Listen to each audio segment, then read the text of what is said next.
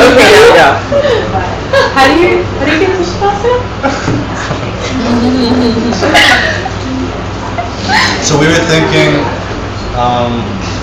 that this Saturday we'll make ourselves available. So if anyone can have a meeting with us to make like some kind of a game plan and talk about your meditations, then like in the early afternoon this Saturday, then we would be happy to like meet with people. So maybe we can maybe we can do it here if it's available. Thank you. Can I make a short, tiny announcement? Yeah. So there's a soup kitchen this Saturday as well, and we're short on people because everyone will be serving in a different location for the day. And it's amazing to just go and peel vegetables and know that you're helping somebody who's hungry by feeding them. And it could be however you make it. It can be amazing. So if you're interested on Saturday, you can come anytime. It's from 10 in the morning till 5:30 at night. Is it in this area or something? It's up in the Upper West Side. Oh, okay. So that might. Okay. So maybe we can do Sunday. So, right? Sunday. Okay, so we'll do Sunday then. Is Sunday worse or better? Sunday. Okay, so we'll make ourselves available on Sunday to have meetings. On Sunday? Yeah. Okay, so you on Saturday. Okay, so let's all email and see when we can meet this weekend. Thank you so much. Yeah, that's great. Yeah. What are the dates for that? The 6th to the 16th. And those teachings every day? No, the teachings are from the 9th to the 12th. The rest is ceremonial stuff and empowerment. That's Okay, we're starting. officially. So, I kind of already said my next part and my last part. And Ori said his last part and his first part. So he went on a rant. So I just was thinking as he was talking, I was like, wow, that's a really great idea. Just talk from your heart. So one thing I wanted to say to you is it seems like this group is like we're all at different stages of getting into this path. Some people, this is like their first teaching ever, and some people have been practicing for a couple years and like that. So it's been a little bit challenging to be able to talk kind of in a general way to each of you. But we all have one thing in common, a lot of things in common. But one of those things is we've seen this suffering or we wouldn't be here looking for a way out. Every single one of you I know has experienced some pain in this life, and you've looked in a lot of places for answers, and never have you really gotten any. And this, like for me, coming to Bok Jinpa was like, my heart just cracked open because it was what I had always asked for. Just such clear teachings and in such a nice, it's like all this like beautifully laid out outline, and it's just like a package that you're being given, and it's really such a rare thing to receive. We talked about it in the last class.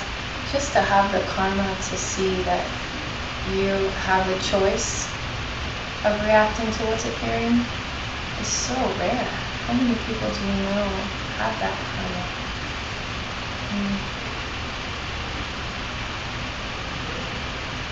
So you have to really work hard to keep that karma because there's a lot of opposite messages that you're getting.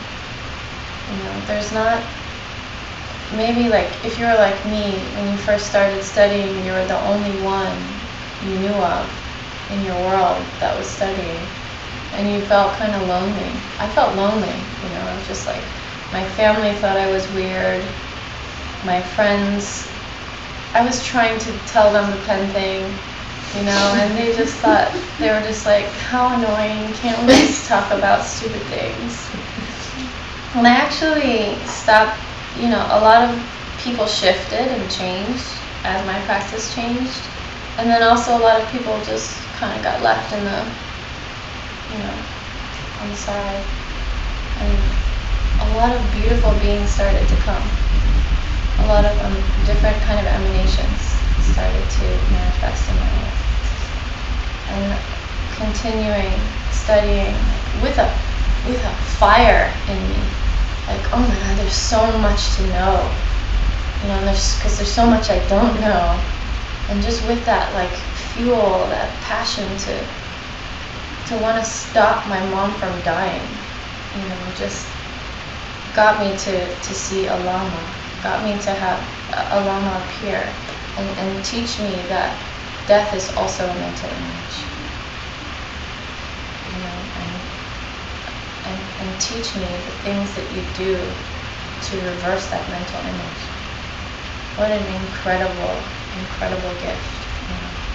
So I just implore you that, you know, if you're sitting here and a lot of the stuff seems like, oh, I'm not understanding it, you're definitely not the only one. You know, I still don't understand it, and I'm sitting here teaching it.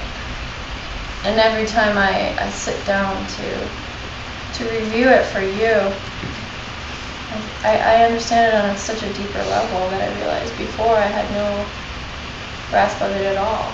And I still don't, you know. So it gets deeper and deeper, and it gets more and more beautiful. And the door starts opening more and more. People start changing more and more. People suffer less. People start helping you on your path more. Stop criticizing you. You know? So just be brave. And keep swimming upstream. Because you are one out of a billion. You know? So you have to do it because everyone is waiting for you. It's what you've always it's what you've been waiting to do all your lives.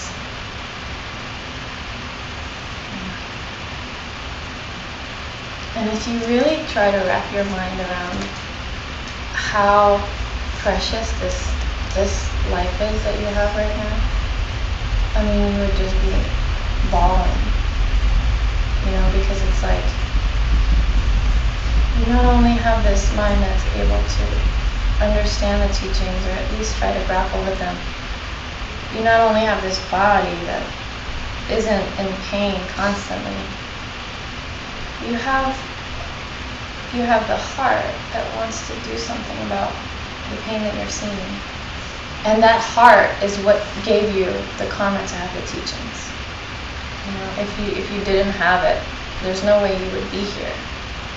So that all together, I mean, and also just to have this human form, let's not even go there. Like, it's just, think about all the different beings that you have perceived, all the different kinds of beings you've perceived in this lifetime that are not humans. You know, just insects alone. There's so many different kinds of lives that you could have taken, but you took this one. This was the lottery number that came up, right? That's what he likes to say.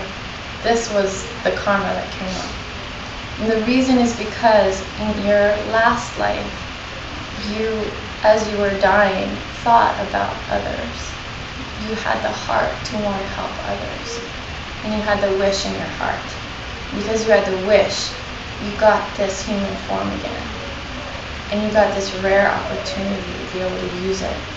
How many people right now in the city are talking about this stuff?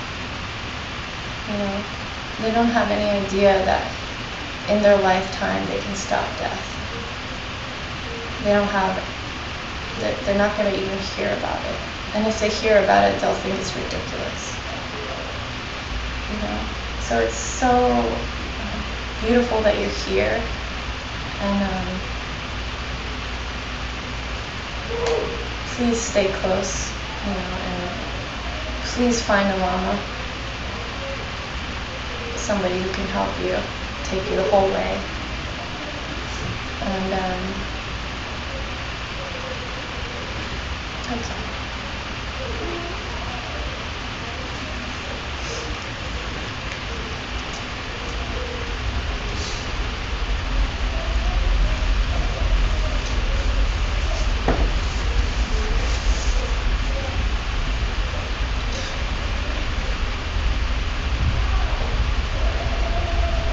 So we have all the, it's like, you know, I mean,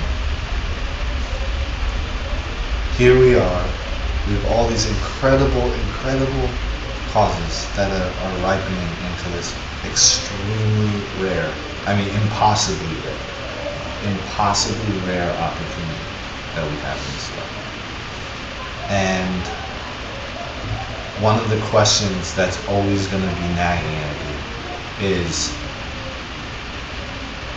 even with all this appreciation, what's going to get me to the finish line? You know, what's going to get me to the finish line? And Master Kamasula was saying that intention is what's going to get you to the finish line. He starts his book with intention, and after his emptiness presentation, he's talking about intention. And it's because once you prove that you're empty, that the action you're doing is empty, and the object of that action is totally empty, right? The three spheres. Is it Sunkono? Maybe it's Sunkono. Korsun, thank you. That's of course, maybe it's an Indian dish. Korsun? Well, anyway, it's got something. Wow. The three spheres, right? These three different spheres are 100% completely empty, and therefore you can inject your intention into that.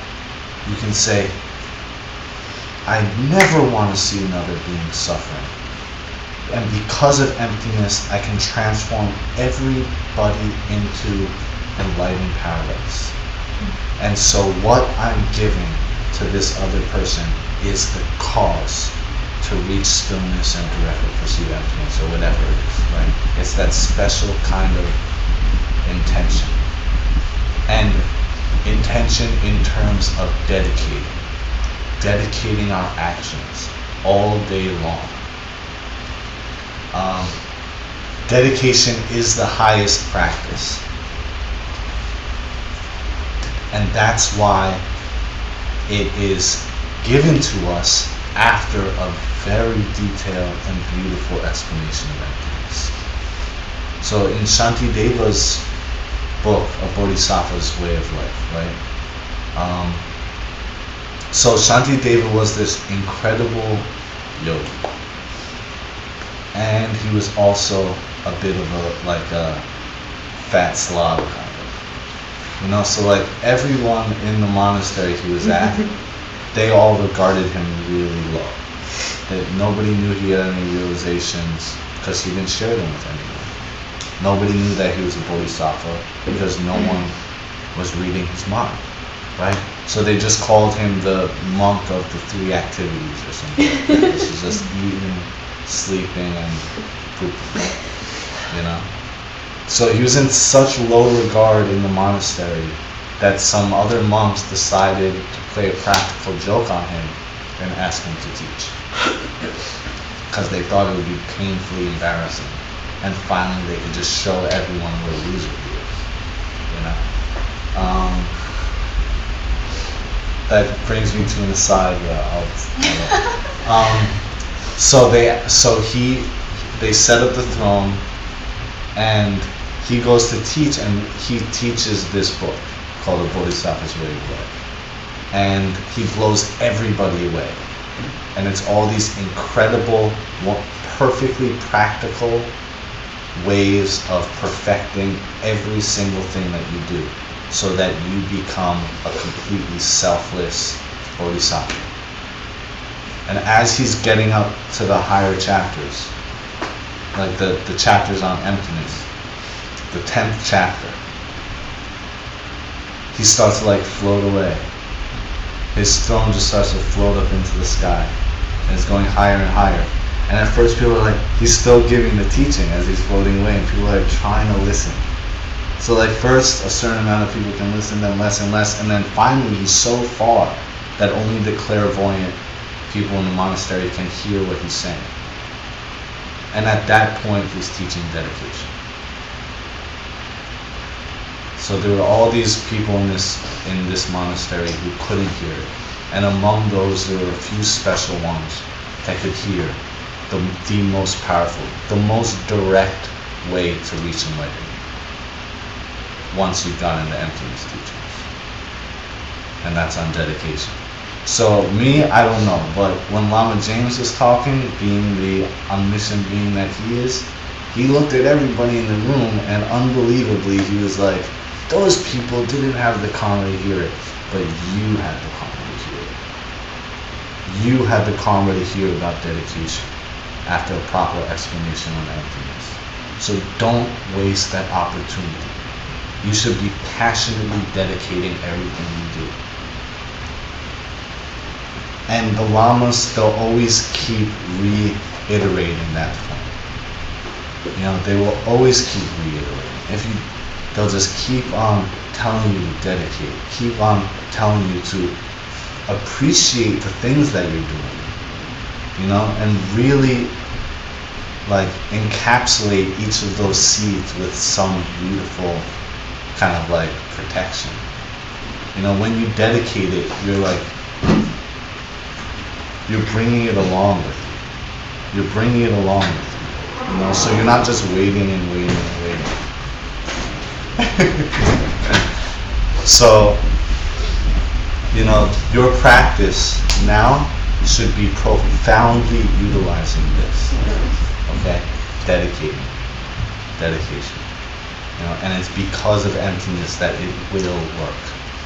You know? And as long as you're doing it for the benefit of others, it will be extremely powerful. Okay?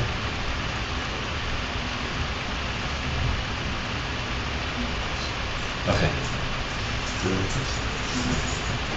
So let's do meditation.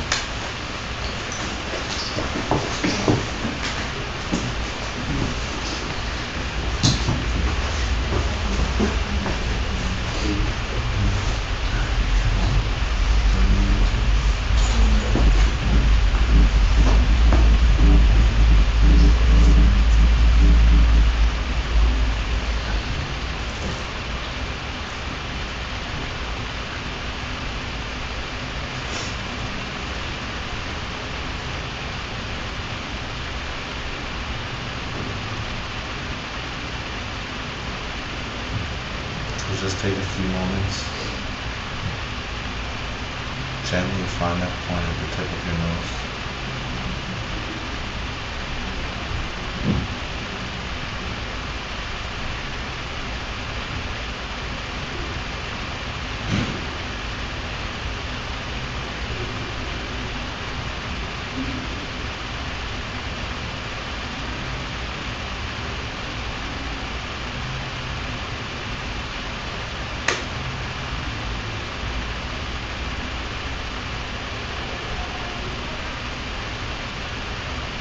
A little cooler on the inhale, a little warmer on the exhale.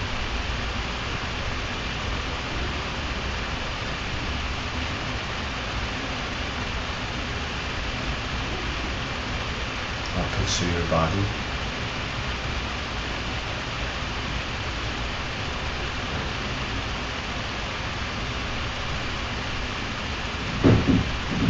You think it's always there. It's there with certain qualities.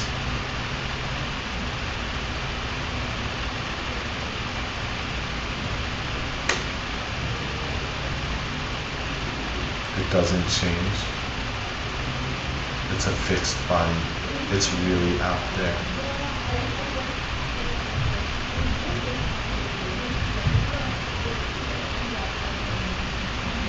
And you know you can check, it's filled with organs. It's grown up from when you were a child. This body is here. It exists truly.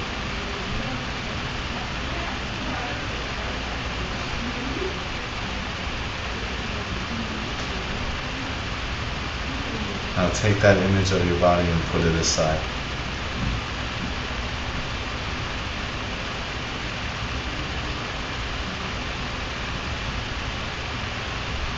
And now look at your breath. The inhale is a mental image. The exhale is a mental image. Now look at the mental image for your body, the feeling of your hands on your knees. The feeling of the posture that you have.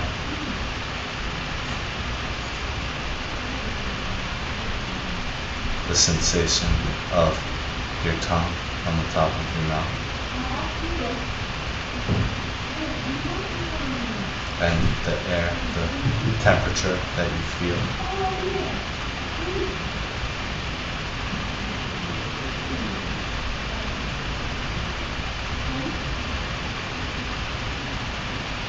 Each of these mental images, your idea of your body, is coming from causes that you yourself planted in the past. Now look at this body that's caused, that's changing all the time, that's totally empty.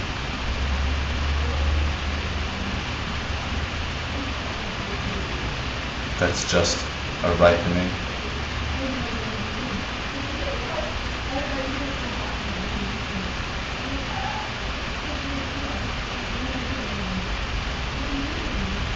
That mental image isn't an outside object.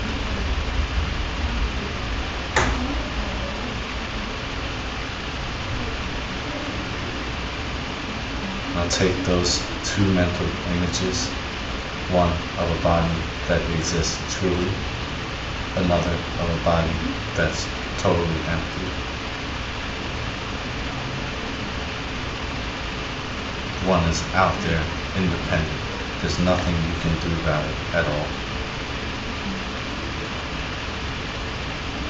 The other is seen as an illusion. It's dependent on how you've treated others in the past.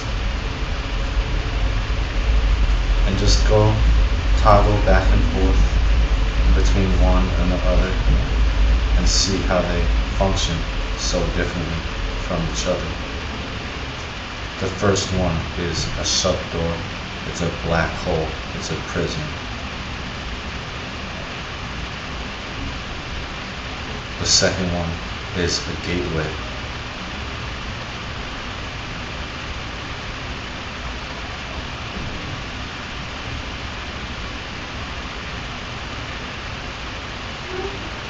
Now this body, this changing thing, this dependent mental image, totally 100% empty of any qualities of its own.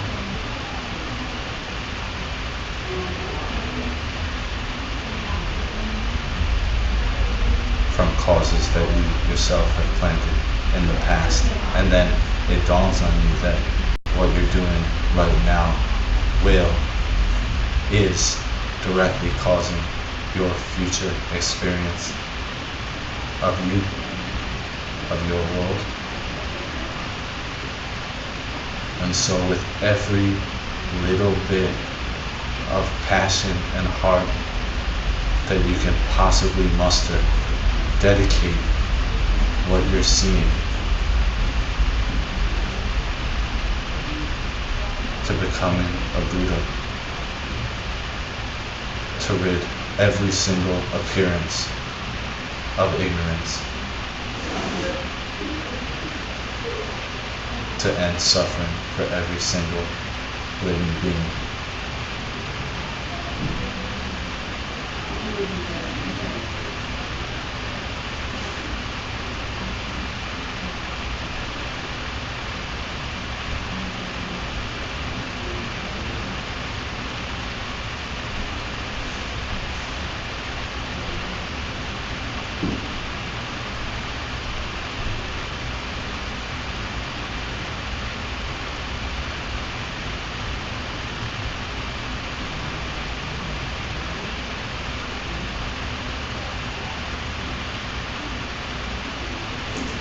When you're ready, deepen your breath, wiggle your fingers and your toes, come back, release.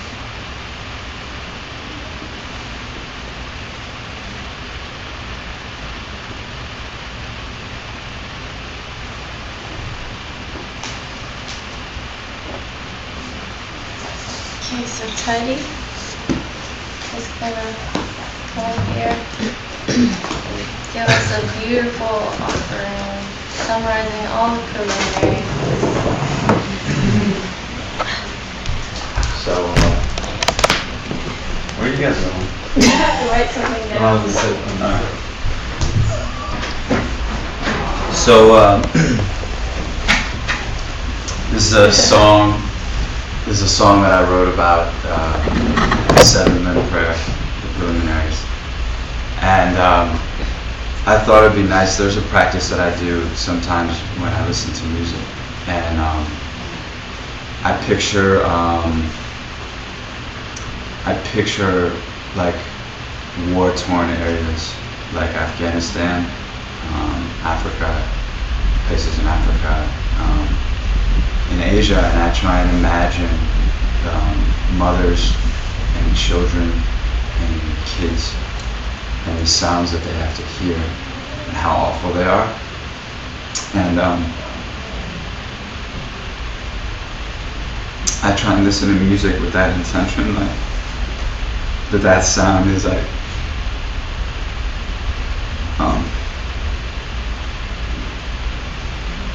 blanketing areas where there's a lot of pain with like nice sound. So I thought it'd be nice if we all just visualized a place where there was like a lot of auditory pain, and listen to this with that intention that like they hear good sound. All right. Sorry.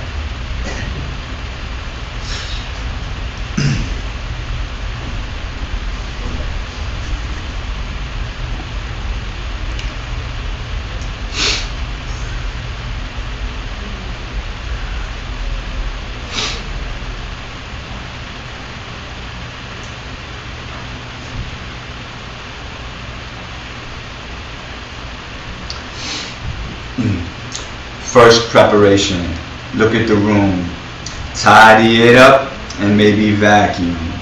Next step is that you have to prepare for some angels to come and sit up with you in your chair. Do you understand why we gotta greet her? Enlightened being with refuge and bodhicitta? Cause if you don't do that, how are you gonna blast out from that point currently where we wear a mask now? It could be decadent. So set the precedent. To go to heaven every day is like medicine. Follow the vows, this will make it possible. And if you fuzzy and dull, then remove the obstacle. Give some money your way to someone around your way, and do it today. Emptiness don't go astray. So next time it's the 7 limbs I recommend to reconcile the bestament, a testament for blessings in this lifetime. You understand the possibilities of death? It could be coming right now like the end of a cigarette. I mean, think about it. It's a miracle you woke up. It's a miracle you standing right here. So do something today, make a difference, and you're gonna change the way you see, I promise. Back to the 7 limbs, let's get at it now. And for the mandala, I gotta be an addict now. I say the refuge, and then I get into it. Sit down and visualize my Lama Simple Land. A beautiful field with gold rubies and shields, surrounded by lions that's wearing a guild. And then I see the wrathful, ready to kill the evils inside that's only there to make a fill. So I make prostrations, I make offerings so often, and I feel he's on top again. I gotta purify so I don't get lost again. And then I rejoice like we open the coffin in a gold celebration with education and demonstration of this whole proper administration. It's been in a tradition since beginningless time, and endless in its sense that it's endless in the mind. So I ask and I supplicate for him to stay, and hopefully I can see what he sees one day. And then after I'm finished, he's on top of my head, he falls into the bottom of my heart. And then I said, you can change the world, but you gotta know where the world's coming from. It's coming from you, and yes, that is the number one. You change your mind by changing the way that you think and changing the way that you act, and then you're gonna see some facts. You're gonna see some things happening. You're gonna see the world turn into nectar. And when you die, perfume's gonna shoot from your eyes and your mind like this.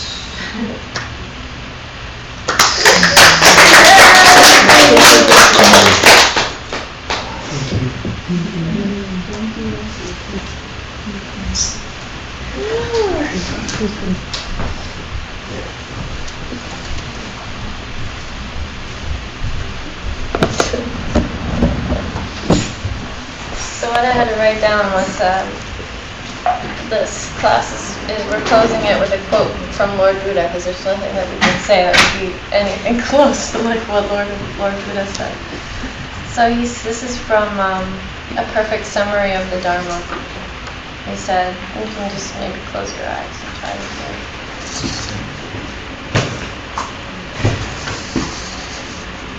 Think of those who work magic.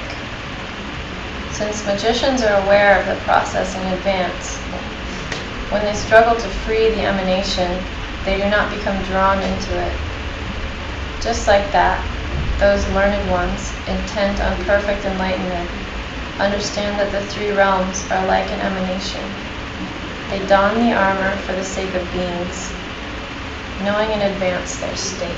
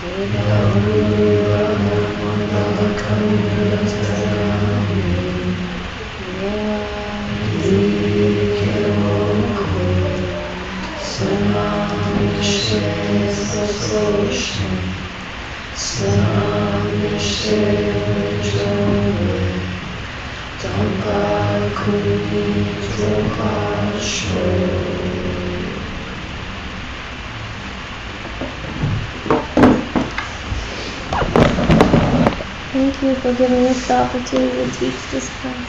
Thank you for teaching.